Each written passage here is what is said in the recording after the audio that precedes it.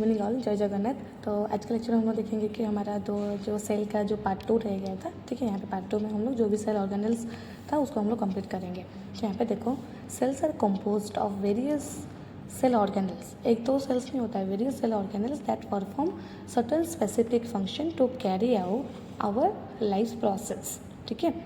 And the different cell organelle along with its principal function, सबका एक अलग अलग प्रिंसिपल का फंक्शन होता है, ठीक है। तो यहाँ पे देखो क्या क्या सेल ऑर्गेनल्स हम लोग पढ़ेंगे। तो हमारा पहला हो गया सेल ऑर्गेनल्स, ठीक है।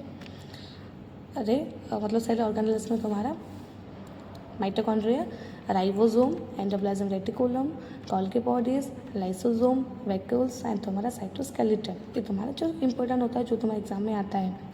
तो पहला हो गया तुम्हारा माइटोकॉन्ड्रिया, जो कि कॉमन एग्जाम मतलब कॉमन क्वेश्चन आता है और तुम्हारा इंपॉर्टेंट कंपोनेंट भी है सेल का। तो mitochondria membrane bound cell organelles, मतलब माइटोकॉन्ड्रिया के बाहर में एक और मतलब एक मेम्ब्रेन होता है, उसको क्या बोलेंगे हम लोग, also known as the power house of the cell. Cells के अंदर जो माइटोकॉन्ड्रियल सेल ऑर्गेनल्स होता है उसको हम लोग क्या बोलेंगे, power house of the cell. क्यों ना cell, because they produce energy in the form of ATP. Mitochondria क्या करता है, तुम्हारा एटीपी फॉर्म करता है, एटीपी का एनर्जी होता है ना, इसलिए उसको हम लोग क्या बोलते हैं, power house of the cell. And they have a double membrane structure where the outer membrane is smooth and inner membrane is folded into structure that is called the cristae। पहला हम लोग क्या पढ़े कि माइटोकॉन्ड्रिया में उनका outer area में क्या होता है, एक लेयर्स होता है जो कि उसको कवर करके रखा है, ठीक है। एंड जो मेम्ब्रेन है वो कितना लेयर्स होता है, डबल लेयर मेम्ब्रेन। आउटर जो मेम्ब्रेन है वो तुम्हारा, ये देखो ये आउटर मेम्ब्रेन है तो वो नॉर्मल तुम्हारा थिन मतलब एक स्मूथ मेम्ब्रेन होता है, लेकिन इनर मेम्ब्रेन जो होता है वो एक फोल्डेड लाइक स्ट्रक्चर, देखो फिंगर लाइक स्ट्रक्चर्स, जिसको हम लोग क्या बोलते हैं, क्रिस्टल, ठीक है। And inner space is also known as a matrix. And inner area में जो हमारा फ्लूइड होता है उसको हम लोग क्या बोलते हैं, मैट्रिक्स, ठीक है। ये हो गया तुम्हारा माइटोकॉन्ड्रिया का structure. Mitochondria at the site of cellular respiration, जो हमारा होता है ना aerobic respiration, and play and the important role in the energy production and metabolism. जो भी बॉडी में मेटाबॉलिज्म होता है तो उसमें जो एनर्जी रिक्वायर्ड होता है वो एनर्जी कौन प्रोवाइड करता है, हमारा mitochondria in ATP form. They also have their own DNA. Mitochondria के पास उसका एक ओन डीएनए होता है दैट कैन रेप्लिकेट इंडिपेंडेंटली, ठीक है। These organelles are found in large number in active cell where more energy is required. Body को या cells को ज़्यादा एनर्जी चाहिए तो ज़्यादा नंबर ऑफ एटीपी वो प्रोडक्शन करता है, मतलब ज़्यादा एटीपी प्रोडक्शन हो रहा है, मतलब माइटोकॉन्ड्रिया का अमाउंट भी ज़्यादा बढ़ जाता है सेल्स के अंदर, ठीक है। ये हो गया माइटोकॉन्ड्रिया। तो माइटोकॉन्ड्रिया क्या है, तुम्हारा power house of the cell. क्यों ना, वो क्या करता है ना, हमारा एनर्जी प्रोडक्शन करता है इन the form of ATP. And it is a double layer membrane, मतलब आउटर कवरिंग में दो लेयर्स होता है। आउटर लेयर तुम्हारा स्मूथ मेम्ब्रेन है एंड इनर जो होता है, इनर मेम्ब्रेन तुम्हारा फिंगर लाइक स्ट्रक्चर होता है, उसको हम लोग क्या बोलते हैं, क्रिस्टल। देन उसका फंक्शन क्या है, हमारा एनर्जी प्रोडक्शन एंड मेटाबॉलिज्म में वो हेल्प करता है। एंड जब हमारा ज़्यादा अमाउंट का एटीपी या एनर्जी रिक्वायर्ड होता है तो ज़्यादा अमाउंट का तुम्हारा माइटोकॉन्ड्रिया वो खुद क्या होता है, रेप्लिकेट होता है, क्योंकि उसके पास ओन डीएनए है, इसलिए वो खुद क्या कर सकता है, रेप्लिकेट कर सकता है, ठीक है। ये हो गया माइटोकॉन्ड्रिया। नेक्स्ट सेल ऑर्गेनल्स हमारे क्या है, राइबोसोम। तो राइबोसोम आर स्मॉल, बहुत छोटा होता है, स्मॉल एंड तुम्हारा नॉन मेम्ब्रेन, इसके ऊपर भी कोई मेम्ब्रेन नहीं होता जैसे माइटोकॉन्ड्रिया में था। Non membrane bound cell organelles that responsible for the protein synthesis. यहाँ पे जितना ऑर्गेनल्स हम लोग पढ़ रहे हैं, सारे ऑर्गेनल्स का फंक्शन इंपॉर्टेंट है। ऐसा नहीं कि विदाउट राइबोसोम सेल का फंक्शन हो सकता है, ऐसा नहीं होगा। तो वो जो राइबोसोम होता है वेरी स्मॉल, एंड उसका फंक्शन क्या होता है, सेल्स के अंदर जो प्रोटीन सिंथेसिस होता है, प्रोटीन सिंथेसिस में वो हेल्प करता है। They are the made up of RNA and protein can be found either freely in the cytoplasm or attach to the endoplasm reticulum. मतलब सेल्स के अंदर हमको जो छोटा छोटा राइबोसोम मिलता है, वो राइबोसोम तुम्हारा दो टाइप में हो सकता है। जैसे कि कोई राइबोसोम तुम्हारा फ्रीली, ऐसे ही तुम्हारा वो फ्रीली रहता है, फ्रीली, कोई किसी के साथ अटैच नहीं है, तो उसको हम लोग क्या बोलेंगे, फ्री राइबोसोम। एंड कोई राइबोसोम होता है एंडोप्लाज्म रेटिकुलम के साथ अटैच होता है। यहाँ पे देख रहे हो ना, ये सब तुम्हारा अटैच्ड एंड ये फ्री, किसी के साथ अटैच नहीं है। तो आइदर राइबोसोम तुमको फ्रीली भी मिल सकता है, नहीं तो एंडोप्लाज्म रेटिकुलम के साथ वो अटैच हो सकता है। तो ribosome read genetic information from mRNA. MRNA से वो क्या करता है, जेनेटिक इन्फॉर्मेशन को रीड करके तुम्हारा प्रोटीन फॉर्मेशन करने के लिए हेल्प करता है, ठीक है। उसका इंपॉर्टेंट फंक्शन राइबोसोम का क्या है, it helps in protein synthesis. तो they are present in both prokaryotes and eukaryotes, दोनों में क्या होता है, राइबोसोम प्रेजेंट होता है, लेकिन तुम्हारा प्रोकैरियोट में 70s राइबोसोम एंड यूकैरियोट में 80s राइबोसोम। ये भी शॉर्ट क्वेश्चन के लिए इम्पोर्टेंट है। नेक्स्ट ऑर्गेनल्स तुम्हारा क्या है, एंडोप्लाज्म रेटिकुलम, जो कि शॉर्ट फॉर्म में ER भी बोलते हैं।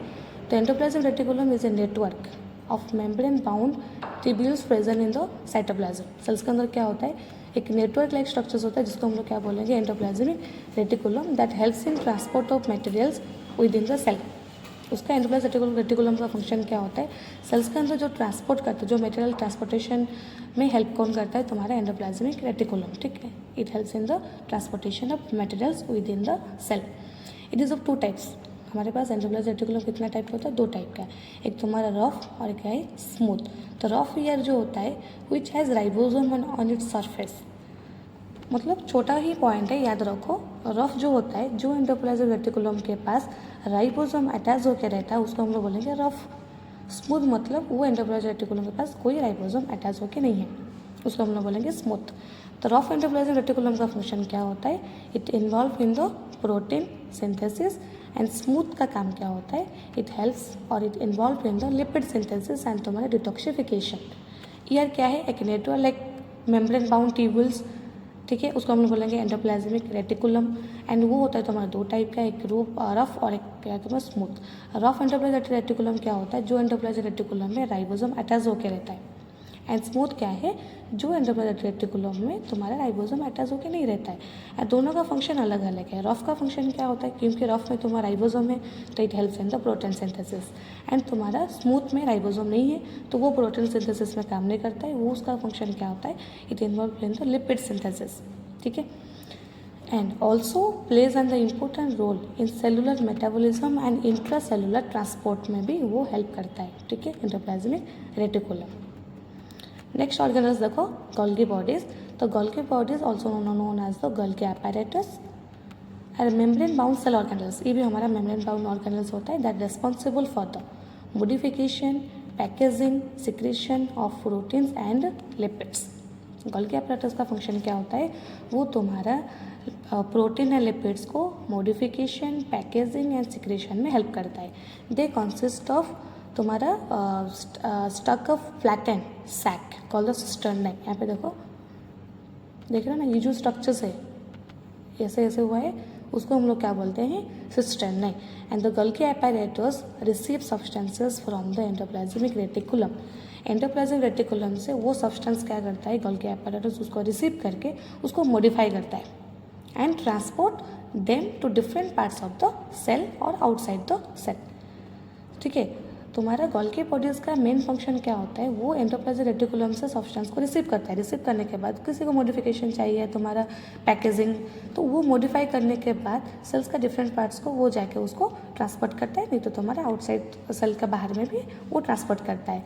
It plays an important role in the cellular secretion and तुम्हारा ट्रांसपोर्ट। समझ में आइए, ये हो गया गोल्गी apparatus और गोल्गी बॉडीज। नेक्स्ट तुम्हारा ऑर्गेनल्स क्या होता है, लाइसोसोम। सेम लाइसोसोम एक membrane bound cell organelles that contain digestive enzyme. यहाँ पे एक इंटरेस्टिंग बात है, लाइसोसोम के पास क्या होता है कि एक तुम्हारा डाइजेस्टिव एंजाइम, जिसको हम लोग बोल रहे हैं हाइड्रोलिटिक एंजाइम, ठीक है। वो हाइड्रोलिटिक एंजाइम क्या करता है, सेल्स के अंदर जो वेस्ट मटेरियल या फॉरेन पार्टिकल होता है जो नहीं चाहिए, उसको क्या करता है, ब्रेकिंग डाउन, ठीक है। डाइजेस्ट ना, तो वो क्या करता है, उसको ब्रेक करके डाइजेस्ट करता है, इसीलिए उसको हम लोग क्या बोलेंगे, they are known as the suicidal bag of the cell. जैसे माइटोकॉन्ड्रिया एक नाम देते हैं हम लोग power house of the cell, same as lysosome को हम लोग क्या बोलेंगे, suicidal bag of the cell, because they can digest an entire cell if they worst. वो जो वर्स्ट होगा ना, वो एंटायर सेल्स को डाइजेस्ट कर सकता है, इसीलिए उसको हम लोग क्या बोलेंगे, suicide bag. Lysosome play an important role in intercellular digestion and recycling of the cellular waste at helping to keep the cell clean and functional. Cell के अंदर कोई डेड सेल या कोई फॉरेन पार्टिकल आ जाएगा तो वो उसको क्या करता है, क्लीन मतलब क्लीन कर लेगा उसको, ठीक है। देन तुम्हारे वैक्यूल्स आया। Vacuoles are the membrane bound cell organelles. ये भी तो हमारा क्या है, membrane bound organelles used for the storage of water, nutrients and waste material. मतलब ये तुम्हारा act like as a storing, मतलब स्टोर करने में वो हेल्प करता है। जैसे कि वाटर हो गया, न्यूट्रिएंट्स हो गया, मतलब फूड को वो क्या करता है, स्टोर करके रखता है। Also maintaining osmotic balance and cell का shape. In plant cell, plant में भी वैक्यूल्स रहता है एंड तो large and central, while in animal में क्या होता है, स्मॉल एंड टेम्परली प्रेजेंट होता है। Vacuoles also play a role in the storage and removal of the cellular waste. ठीक है, नेक्स्ट देखो तुम्हारा लास्ट ऑर्गेनल्स साइटोस्केलेटन। तो cytoskeleton is a network of protein filament that present in the cytoplasm that provide shape, support and stability to the cell. जैसे कि for example हमारे body के अंदर स्केलेटन नहीं रहेगा तो हमारा बॉडी का एक शेप नहीं रहेगा ना, हमको सपोर्ट करने के लिए कोई नहीं रहेगा। सेम एज सेल्स के अंदर भी एक स्केलेटन होता है जो उसको shape and support and stability provide करता है, तो इसीलिए उसका नाम क्या है, cytoskeleton. Cyto means cell, skeleton means skeleton. तो it is made up of, skeleton में और क्या क्या रहता है, microtubules, microfilament and intermediate filaments. ठीक है, तो cytoskeleton helps in cell movement, intercellular transport and also तुम्हारा सेल डिवीज़न। ठीक है, साइटोस्केलेटन नहीं रहेगा तो सेल का एक शेप भी नहीं रहेगा। It also plays an important role in maintaining the overall structure and organisation of the cell. Main cytoskeleton का फंक्शन क्या है, structure and organisation of the cell, उसको मेंटेन करना। ठीक है, तो यहाँ पे तुम्हारा सेल ऑर्गेनल्स जो भी है वो उसको कंप्लीट हो गया। तो ये सारे का वीडियो तुमको डिस्क्रिप्शन में, उसका नोट्स तुमको डिस्क्रिप्शन में मिल जाएगा।